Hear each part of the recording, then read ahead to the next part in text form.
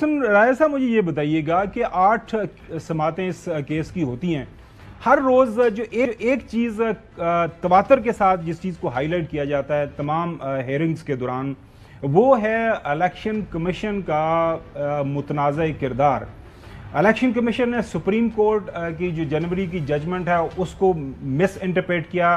Chief justice साहब ने भी इसके ऊपर बात की कि अगर इलेक्शन कमीशन ने गलत इसकी तशरीह की है तो इसमें सुप्रीम कोर्ट ऑफ पाकिस्तान का क्या कसूर है। जस्टिस मंसूर अली शाह साहब के इसके ऊपर कमेंट्स हैं। जस्टिस अतर मनल्ला साहब रूटीन के साथ इस चीज़ को हाईलाइट किए हैं। आज भी उन्होंने ये बात हाईलाइट की कि इलेक्शन कमीशन ने गलत तशरीह करके ये सारा मामला ख़राब किया।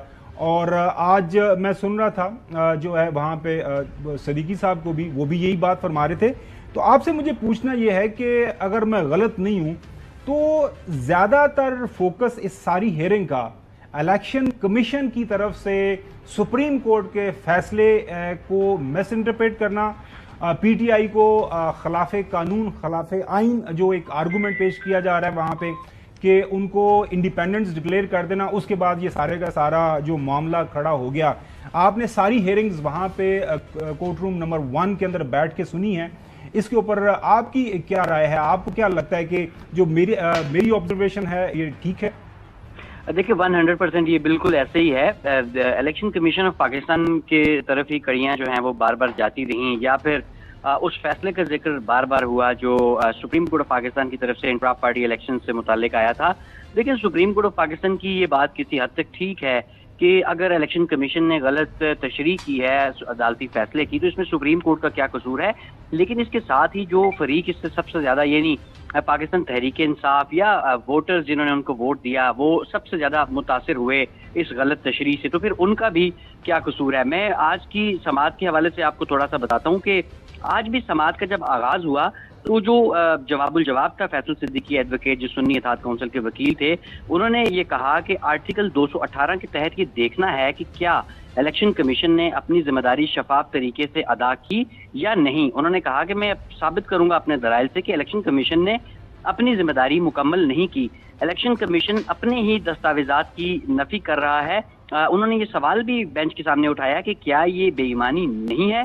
इस मौके पर जस्टिस जमाल मंदोकेल ने उनसे सवाल किया कि आप भूल जाएं इलेक्शन कमीशन ने क्या कहा, ये बताएं कि क्या इलेक्शन कमीशन का फैसला आइन के मुताबिक था, क्या बाप पार्टी से मुतालिक इलेक्शन कमीशन का फैसला कानून के मुताबिक था। इस पर सुन्नी इत्तेहाद काउंसिल के वकील ने कहा कि इलेक्शन कमीशन का बाप पार्टी का जो फैसला था वो कानून के मुताबिक था।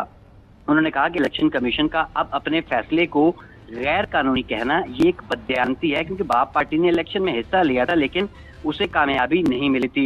इस मौके पर जस्टिस इरफान सादत ने कहा कि सुन्नी इत्तेहाद काउंसिल ने इलेक्शन में हिस्सा नहीं लिया था, इसलिए जो आपका केस है वो मुख्तलिफ है। इसी पर जस्टिस जमाल मंदोकेल ने सवाल किया कि बाप पार्टी दीगर असेंबलियों में मौजूद थी, क्या इससे फर्क पड़ता है। इस पर फैसल सिद्दीकी ने कहा इलेक्शन कमीशन तो अपने फैसले को ही गलत कह रहा है। चीफ जस्टिस ने सवाल उठाया कि आप चाहते हैं अदालत बाप पार्टी को मखसूस नशिस्त अच्छा, इसमें एक और अहम सवाल वहाँ पे उठाया गया कि वहाँ पे सिद्दीकी साहब ने जो वो डॉक्यूमेंट्री एविडेंस वहाँ पे ये रखा कि it is the election commission of Pakistan जिसने सुन्नी इत्तेहाद काउंसिल को पार्लिमानी पार्टी डिक्लेयर किया। वो हमने पहले एक से ज़्यादा वो नोटिफिकेशन भी दिखाया हुआ, वो नोटिफिकेशन भी वहाँ पे पेश किया गया कि जो है within 3 days Sunni Ittehad council को ये इजाज़त दी गई कि ये इंडिपेंडेंस ये आपको ज्वाइन करें। अब उसको फिर एक पार्लिमानी पार्टी के तौर पर डिक्लेयर कर दिया गया। जब वो एक पार्लिमानी पार्टी के तौर पर इलेक्शन कमीशन ने उनको डिक्लेयर कर दिया तो फिर उनकी रिजर्व सीटें वो कैसे रख सकते हैं? इसके ऊपर भी ज़ाहिर है इलेक्शन कमीशन ने तो अपनी एक राय दी हुई है। मतलब मैं आप मौजूद रहिएगा, मैं हसन अयूब को भी इसमें शामिल करता हूँ। हसन, ये सबसे अहम सवाल यहाँ पे ये पैदा होता है कि सवाल भी पूछ लीजिएगा, आप मोहसिन साहब से पूछना है, वो ये कि इलेक्शन कमीशन ने माना कि सुन्नी इत्तेहाद काउंसिल एक पार्लिमानी पार्टी है और इलेक्शन कमीशन ने अपना नोटिफिकेशन, प्रोड्यूसर साहब को दिखा दीजिएगा नोटिफिकेशन भी, कि वो जो 3 दिन का टाइम पीरियड है उसके अंदर वो कदगन उनके ऊपर आयद की, उन्होंने इंडिपेंडेंस को इजाज़त दी कि सुन्नी इत्तेहाद काउंसिल को ज्वाइन कर लें। जब ये बात मान ली तो फिर ये राय कि वो पार्लिमानी पार्टी नहीं है तो फिर हम जीते नहीं ना, सीट को नहीं जीते। जब लोग उनमें शमूलियत अख्तियार कर ली है तो फिर वो उस एतबार से आप कह दें कि ठीक है ग्रुप ऑफ इंडिपेंडेंट्स ने पार्टी को ज्वाइन कर लिया तो वो आर्टिकल 51 के तहत उनको सीटें नहीं मिल सकती, बात तो बड़ी वाज़ेह है। اور دوسری بات جو ہم نے سب سے امپورٹنٹ سوٹ آپ نے مس کیا ہے، آج جب پوچھا chief justice supreme court of Pakistan نے جو اس بینچ کے سربراہ تھے، میرا سے موسٹ امپورٹنٹ سوٹ وہ تھا کہ جب انہوں نے پوچھا کہ آپ پی ٹی آئی ہیں یا سنی اتحاد کونسل ہیں، تو اس بات کا جواب بھی کنول شوزف صاحب کے وکیل سلمان اکرم راجہ صاحب کے پاس نہیں تھا. انہوں نے کہا جی میں نہیں دے سکتا. میں بتاتا ہوں. انہوں نے کہا جی کہ میں اس کا جواب نہیں دے سکتا.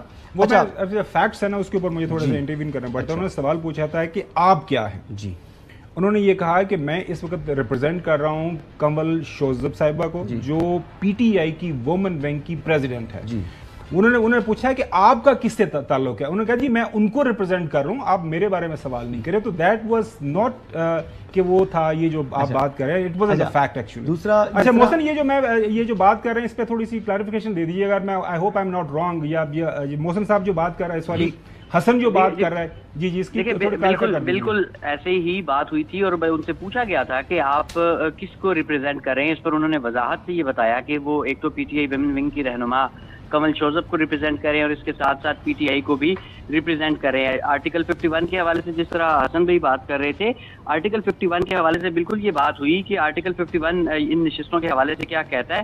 عطر میں نلہ صاحب کے اس حوالے سے ریمارکس بھی امپورٹنٹ تھے. انہوں نے کہا کہ آرٹیکل 51 سیاسی جماعتوں کے جو حقوق ہیں انہیں یقینی بناتا ہے. بیرسٹر سلمان اکرم راجہ نے اسی آرٹیکل 51 کے حوالے سے یہ بڑی امپورٹنٹ بات کی. انہوں نے کہا کہ آرٹیکل 51 میں یہ بھی جو ہے وہ کہیں نہیں لکھا کہ یہ نشستیں جو ہیں یہ آپ کسی اور سیاسی جماعت کو دے دیں. اور اس موقع پر بیرسٹر سلمان اکرم راجہ کی جانب سے یہ بھی جب ان سے سوال کیا گیا تو انہوں نے کہا کہ جی بالکل آپ یہ جو بات کر رہے ہیں صحیح ہے. جیسے عطر مرلا صاحب نے اس حوالے سے کیا دیے تھے ڈیورنگ ہیئرنگ، سنیے گا. When we come to 51D, you see, it's exclusively the right of the political parties. It does not give any weightage to the independents. It's all about exclusion. Yes, as my lord has correctly stated, there were serious questions raised regarding the elections that were conducted in 2018. And it had raised serious questions on the election commission as well. So, are we going to repeat that? Are we just remain silent about it and allow the people to suffer and their fundamental rights be violated? And that is what is not being argued on behalf of those actual stakeholders. Hassan conclude کیجیے گا. جی میں conclude کیا کروں، اس میں خالی مین بات یہ ہے کہ آپ یہ دیکھیں کہ جو 8 سماعتیں ہیں، ان 8 سماعتوں کے اندر جو چیز میں سمجھ سکتا ہوں 3 بنیادی سوال ہیں کہ کیا جو مخصوص نشستیں ہیں، پہلا سوال یہ ہے کہ کیا ان کو خالی چھوڑا جا سکتا ہے. تو جواب جو میں ابھی تک جو سمجھ سکا ہوں کہ مخصوص نشستوں کو، پارلیمان کی جو مخصوص نشستیں ہیں ان سیٹوں کو خالی نہیں چھوڑا جا سکتا. دوسرا سوال یہ ہے کہ کیا یہ نشستیں پاکستان تحریک انصاف کو مل سکتی ہیں. تو میری جو انڈرسٹینڈنگ یہ ہے کہ پی ٹی آئی تو is not before the court, اور جس طریقے سے وہ آئے بھی ہیں بعد میں تو ان کا یعنی وہ اپیل کے اندر نہیں ہے. تو انہوں نے کیس کا فریق بننے کے لیے درخواست ضرور دے دی ہے، لیکن بات نہیں سنی. خیر ان کی جو ریٹن آرگومنٹ جو ہے وہ شاید آ گئی. تیسرا پوائنٹ تو ان کے لیے بھی یہ سیٹیں ملنا ممکن دکھائی نہیں دے رہا. تیسرا پارٹ یہ ہے کہ سنی اتحاد کونسل کیونکہ پارلیمانی جماعت نہیں تھی، اور الیکشن کمیشن نے بھی بڑے واضح طور پر بتا دیا ہے کہ جی یہ پارلیمانی جماعت نہیں ہے الیکشن کمیشن کے وکیل نے، تو لہٰذا ان کو بھی سیٹیں نہیں مل سکتی. تو یہ سیٹیں جو ہیں جو پہلے جن لوگوں کو الاٹ ہو چکی ہیں، بظاہر سیٹیں انہی کے پاس دکھائی دے رہی ہیں.